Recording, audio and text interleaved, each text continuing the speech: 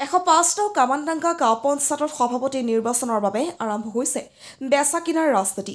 ধনবল বাহুবলীৰে সভাপতি নিৰ্বাচিত কৰাৰ চেষ্টা চলোৱাৰ অভিযোগ। অহা 23 মেৰ পৰা 30 মেৰ ভিতৰত গঠন হ'ব গাঁও পঞ্চায়তসমূহ। কোন হ'ব সভাপতি ইয়াকে লৈ প্ৰতিটো গাঁও পঞ্চায়তত ব্যাপক চৰ্চা আৰম্ভ হৈছে।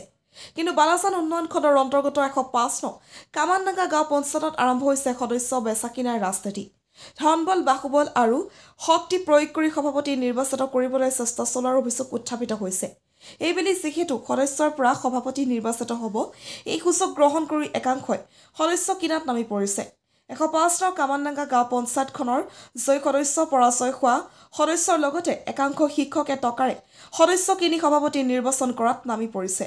নৱনিৰ্বাচিত পঞ্চায়ত সদস্যসকলক প্ৰথমে 5ৰ পৰা 10 লাখ টকাৰ অফাৰ দিয়াৰ পিছত নানা ভয় ভাবুকি দিয়াৰো অভিযোগ উত্থাপন হৈছে।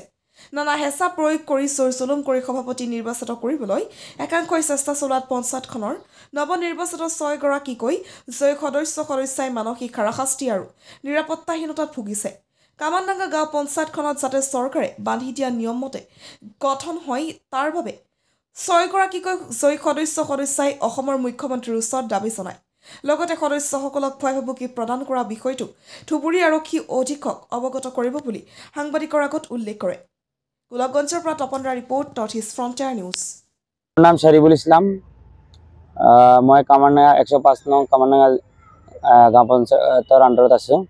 মই অকলে নহয় আৰু বাকী এইবিলাক চবেই নিউলি ইলেক্টেড মেম্বাৰ হয়। তো মই 10 নম্বৰ ৱাৰ্ডৰ বাগডোগৰা গাঁৱৰ ইলেক্টেড মেম্বাৰ। আজি আমি ইয়াতে অহাৰ কাৰণ হ'ল আপোনালোকৰ মাধ্যমত মই আমাৰ হেৰি হ'ল পঞ্চায়তৰ আৰু CM ভিজিলেন্স এইবিলাকক মই আমালোকৰ দ্বাৰা জনাব খুজি আছোঁ যে আজি যি মানে আমাৰ গাঁৱত আমি চবেই নিউলি আমি আগত ৰাজনীতি নাছিলোঁ। তো আমি জিকাৰ পিছত কিছুমান মানুহ আছে সেইবিলাকে আমাৰ বহুত সমস্যা দি আছে। ঘৰত হওক, ফোনত হওক, ৰাস্তাত হওক, বাহিৰত হওক, য'তে যাওঁ মানে বহুত সমস্যা কৰি আছে।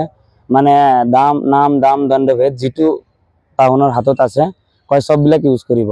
এতিয়া পইচাই হওক, শক্তিত হওক, যিটো পৰিস্থিতিত আৰু সেইবিলাকক লাগে আমাক লাগে। গতিকে আমি চবে মিলি ডিচিশ্যন লৈছোঁ যে নাই, আমি এনেকৈ গণতান্ত্ৰিক মাধ্যমত যিটো কাম হয় আমি সেইটো কৰিম। আমি এনেকৈ কাৰো লগত নাযাওঁ। চবে আমি একেলগ হৈছোঁ। একেলগ হৈ আপোনালোকক মাতাৰ কাৰণ এইটোৱে যে আমালোকক যাতে এইবিলাক সমস্যা নিদিয়ে। আৰু আপোনালোকৰ মাধ্যমত মই আমাৰ অসম গভৰ্ণমেণ্টক জনাই আছোঁ যে যি আজি সমস্যা হৈ আছে চবে যাতে অলপ চোৱা চিতা কৰে, এইবিলাক সমস্যা যাতে নহয়। আৰু আমাৰ আৰক্ষী অধীক্ষকৰ ওচৰতো আমি যাম যাতে এইবিলাক সমস্যা নহয়। আমি কম সমস্যাটো হ'ল একচুৱেলি প্ৰেচিডেণ্ট, আপোনালোকে জানে যে ৱাৰ্ড মেম্বাৰে প্ৰেচিডেণ্ট ছিলেক্ট কৰিব। তো সেইকাৰণে আমাক মানে ফৰ্চলি যাতে কোনোবাক মই নাম নকওঁ, মানুহ এতিয়া কাৰো নাম নকওঁ, এইবিলাক ফৰ্চলি আমাক মানে প্ৰেছাৰ দি আছে মানে টাউনক ছিলেক্ট কৰিবৰ কাৰণে প্ৰেচিডেণ্ট হিচাপত। তো আমিতো এনেকৈ ছিলেক্ট নকৰোঁ কাকো। টাউন পইচা এইবিলাক অফাৰ কৰি আছে চবকে।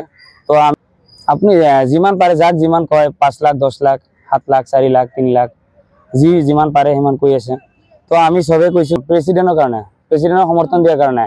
আমি যদি সমৰ্থন দিওঁ তো আমালোকক সেইকাৰণে অফাৰ দি আছে। অকল পইচাৰ অফাৰ নহয় আৰু শক্তি দেখাই আছে চবে। মানে যেনে তেনে আৰু মই যি ক'লোঁ দাম দণ্ডভেদ যিবিলাক ইউজ কৰিব পাৰে সেইবিলাক কৰিব চেষ্টা কৰি আছে। তো ইয়াতে 6 জন আছোঁ। ইয়াতে আপোনালোকে চাই আছে আমি 6টা সদস্য আছোঁ। আমাৰ যিবিলাক পঞ্চায়তৰ মানুহ আম মানুহ আছে সেইবিলাক চবেই জানে যে কি অত্যাচাৰটো চলি আছে। এনেকুৱা থ্ৰেটিঙে হয় এইটো। তো পইচা নহ'লে শক্তি মানে যিকোনো এটা দেখাব খুজি আছে। হয়, মই 105 নং কামানডাঙ্গা গাঁও পঞ্চায়তৰ অন্তৰ্গত কামানডাঙ্গা কুটি গাঁৱৰ বাসিন্দা। মই বৰ্তমানে যোৱা ইলেকশ্যনত মই পঞ্চায়ত হিচাপে নিৰ্বাচিত হৈছিলোঁ। বৰ্তমানে এক্স প্ৰেচিডেণ্ট হৈ আছোঁ। একচুৱেলি আমাৰ যিটো পঞ্চায়ত ইলেকশ্যন হ'ল, অসম চৰকাৰে যিখিনি পদ্ধতি যিখিনি নিয়ম আমাক বান্ধি দিছে সেই হিচাপত 10খন ৱাৰ্ডৰ 10খন মেম্বাৰৰ পৰা সভাপতি নিৰ্বাচন হ'ব।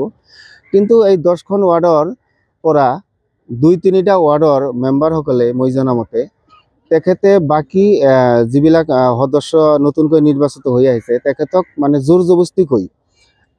জোৰ জবস্তিকৈ কিছুমান সদস্যই তেখেতক মানে সভাপতি হিচাপে নিৰ্বাচিত কৰিব লাগিব বুলি জোৰ জবস্তিকৈ সিহঁতে টকা লাগে সিমান টকাই দিম টকা ছাপোৰ্ট নকৰিলে পঞ্চায়তত সোমাব নিদিম, মাৰডাং কৰিম, কেনেকৈ পঞ্চায়তত যায় সেইখিনি চাম। এতিয়া ঘটনা হৈছে আমাৰ যিবিলাক নৱনিৰ্বাচিত যিবিলাক আমাৰ প্ৰতিনিধি, সিহঁতে সকলোৱে নিৰাপত্তাত ভুগি আছে। এতিয়া এই কথাখিনি মোক অৱগত কৰিছে। গতিকে আপোনালোকৰ চেনেলৰ জৰিয়তে আমাৰ ধুবুৰী জিলা প্ৰশাসনৰ অধীক্ষক মহোদয় আৰু আমাৰ পঞ্চায়ত মন্ত্ৰী মহোদয় আৰু আমাৰ অসমৰ মুখ্যমন্ত্ৰী মহোদয়ক ওচৰত আমি ন্যায় বিচাৰিছোঁ।